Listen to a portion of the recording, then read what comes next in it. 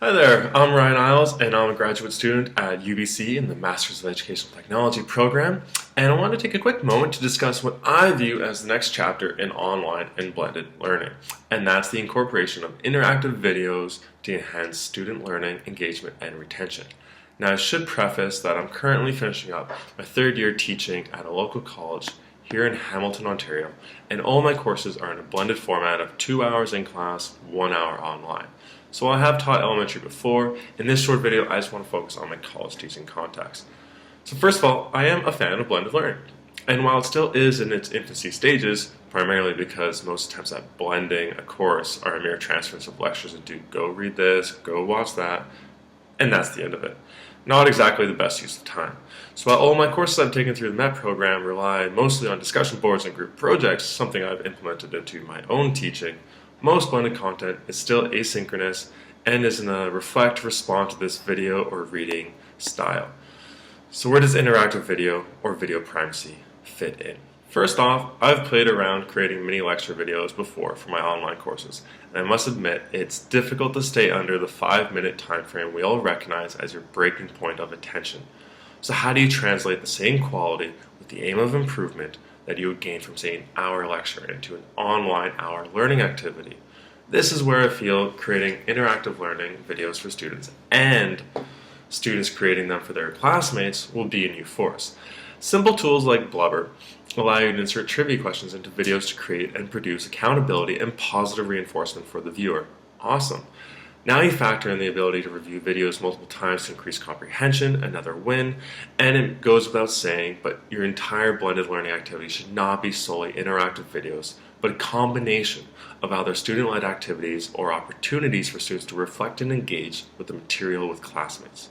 Simply put, we are avoiding the mere downloading of knowledge and focusing on providing opportunities for students to fabricate their own understanding and pathways. Now, what I would love to see one day down the road is how to adapt interactive videos to an actual real-time assessment feature, where students not only get bragging rights via perhaps a live scoreboard on a course page, but also get the ever-important immediate feedback and gratification and actual course marks for it.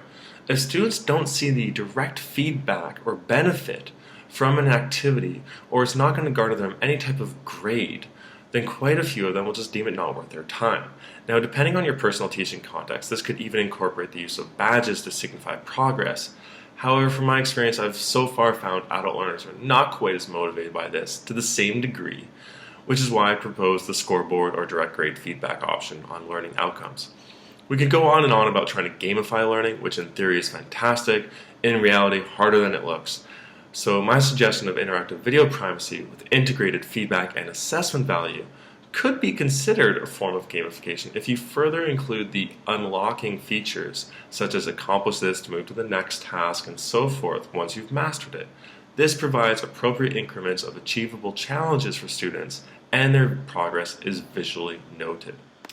Now, I feel the beauty of creating interactive videos for students in a blended and online environment allows students to go back and work through problems, theories, ideas, whatever they need to work through.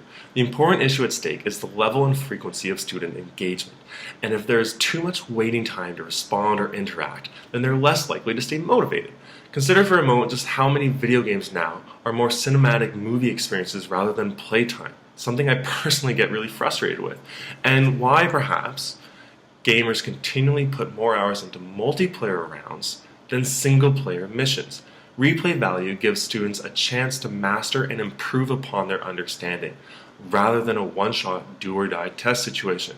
And after all, isn't that what we're all after? So while I would love to see class sizes in post-secondary be reduced from the current 80 to 100 students per class norm I personally have to teach in college, clearly an improvement over the 400 lecture halls of universities I remember, but this still creates assessment and individual teacher-student interaction problems.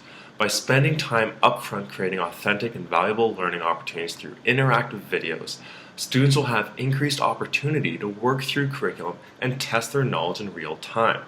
We need to eliminate the days of waiting 3 weeks for results of feedback, if any, as time sensitivity is key for students to learn from their mistakes and incorporate it into their understanding. I know I'm going to be playing around with creating more interactive lecture videos from my students as I continue to receive positive, unsolicited feedback from students about these learning options.